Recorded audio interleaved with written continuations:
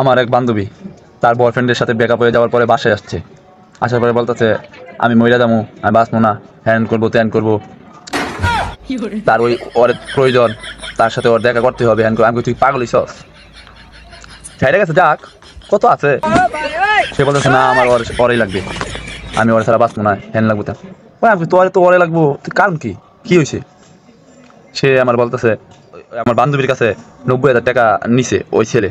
ओ भाई मारो मुझे, मारो मारो मुझे, मारो मारो। আমি বললাম 90,000 টাকা দিয়ে দিছিস? দিয়ে দিছি, আবেগের ঠেলাই দিয়ে দিছি।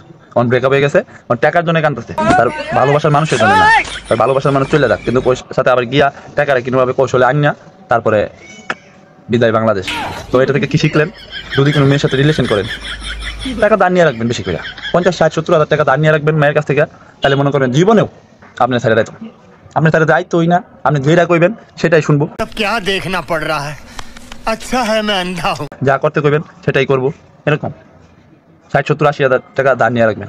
মানে আপনার থাকবো এটা, জ্ঞান জ্ঞানী থাকবো এটা, কিভাবে ওই থেকে টাকা দান নেওয়া, বুঝেন নাই? তাহলে সাকসেস, বুঝেন নাই?